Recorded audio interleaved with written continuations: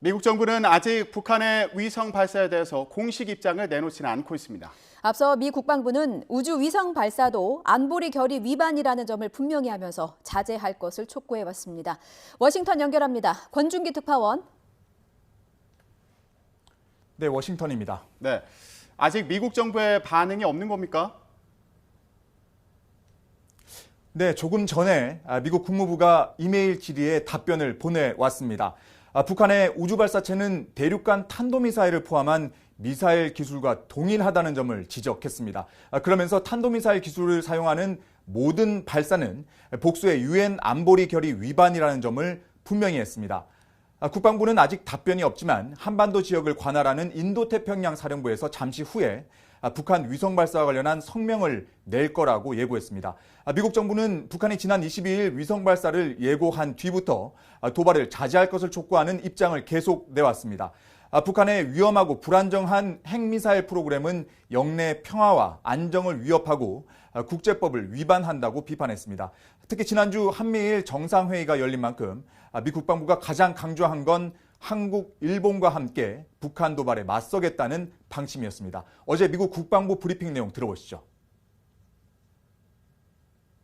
We will stand with our Japanese and our ROK allies in the face of North Korea's continued provocations, to include their claimed space program. So we're going to take all necessary measures to ensure that the security of our homeland and the defense of our allies continues.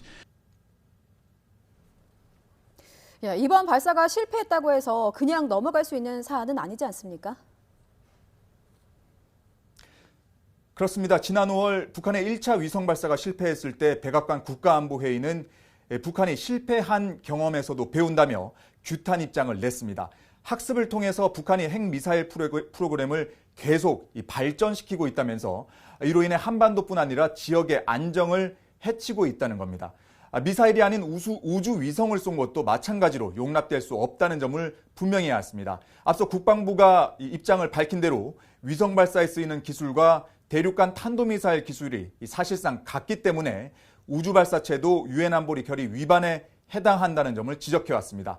이에 따라서 지난달 유엔 안보리에서 북한의 탄도미사일 문제를 논의하는 공개회의가 열린 데 이어 이번 위성 발사와 관련한 회의가 또다시 소집될지도 주목됩니다. 다만 미국 정부는 잇따른 북한 도발을 규탄하면서도 동시에 외교적 해법을 강조해왔습니다. 이번에도 국무부는 더 이상의 위협 행동을 중단하고 대화에 나서야 한다는 입장을 냈습니다. 오늘 발사는 지난주 한미일 정상이 외부 위협에 대한 협의를 약속한 직후여서 북한 도발에 대한 대응이 어떻게 달라질지도 관심입니다. 한미일 3국이 상호 협의 약속에 따라 정보 공유와 향후 대처 과정에서 더 긴밀한 공조가 이루어질 가능성이 있어 보입니다. 지금까지 워싱턴에서 YTN 권준기입니다.